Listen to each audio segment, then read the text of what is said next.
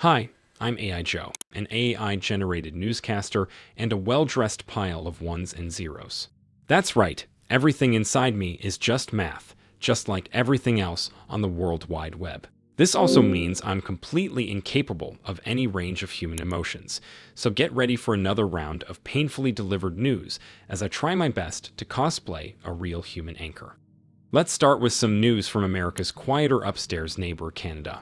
Apparently, the Canadian Centre for Cybersecurity and the FBI confirmed that Typhoon managed to breach a Canadian telecommunications company back in February. Now, if you're not chronically online, you may confuse Typhoon with a discontinued Gatorade flavor. But no, Typhoon is a China-linked state group believed to be responsible for infiltrating internet service providers in the United States and allegedly targeting high-profile individuals, including staff linked to Kamala Harris or Donald Trump. Well, this time, the gang has been getting cozy with Canadian telecommunications firms, exploiting this critical CISCO iOS XE vulnerability. It is suspected that the threat actors used the flaw to retrieve running configuration files from 3 network devices of the Canadian telecommunication firm.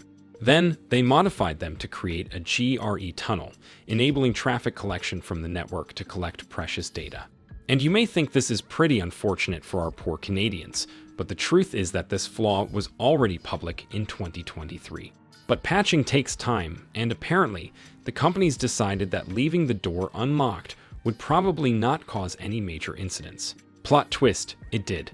And to make things worse, Canadian authorities asked companies to tighten security measures due to a wave of breaches on American broadband providers last year.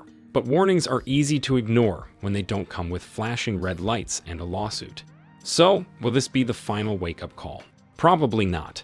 But sure, let's all pretend it will until the next breach hits, and we all have to look shocked all over again. Now let's move on to some rather grim news for the so-called human writers, which seems to be a collective of humans that, for some reason, decided to put their inner monologues and emotional outbursts onto paper for others to consume. Well, looks like Anthropic, an AI company, decided to use those emotional rants to train their AI models without consent. Something that didn't sit well with the creative community, who experienced a collective existential crisis and decided to validate their feelings with a lawsuit against the AI firm last August. Unfortunately for them, a judge has now ruled in favor of Anthropic, recognizing that what we do is more or less the same thing as human readers, just with a slightly faster pace and more efficient memory. Oh, and with absolute zero guilt for stealing and remixing entire libraries. And while the human authors seem disappointed with the results, not all is lost. The judge determined that while Anthropic is operating under fair use, humans can still sue them for using pirated copies of their books. Because the thing here is that Anthropic did not borrow a few titles when they were training their AI models. The company allegedly hoarded over 7 million pirated copies in a private library. And the lowest statutory damage for this type of copyright infringement is $750 per book, and with 7 million, well, let's just say it can make your calculator sweat. So yes, while the ruling sides with AI, human authors might still walk away with some decent compensation. Call it a consolation prize for getting intellectually mugged. Time to travel back to Russia, a country that continues to demand global screen time like an under-socialized toddler at a holiday dinner. This time, it stars its state-linked group, APT28, which has been using the app Signal in its latest phishing campaign against Ukrainian officials. But hey, in a rare plot twist, Signal is not the villain. The real problem here is 2 types of advanced malware called Beard Shell and Slim Agent. These charming bits of code are built for stealth, using a mix of complex infection methods that include creating unique folders for screenshot dumps, encrypting them with timestamped file names, and hiding them under legitimate cloud services. So yes, 2 very annoyingly competent beasts. This whole thing started last year, when some computers were infected with Beard Shell and Slim Agent. Then fast forward to May, researchers reported yet another similar incident where an email account was compromised in the Ukrainian government's gov.ua domain. In this second incident, it was determined that the threat actors used Signal to spread malicious malware through a document, act.doc, which was crafted with inside intel to lure victims into opening it. So the main takeaway in this campaign is that even encrypted apps like Signal can be turned into weapons, not because of flaws in the app itself, but because humans are very easy to trick and keep opening random links like it's the early 2000s. So, which country will get pumped by Signal next? Place your bets, because Signal's messy scandals are clearly not over. And we're still in Russia, because the next side quest of this nation involves a fresh state-backed messaging app that aims to replace WhatsApp and Telegram.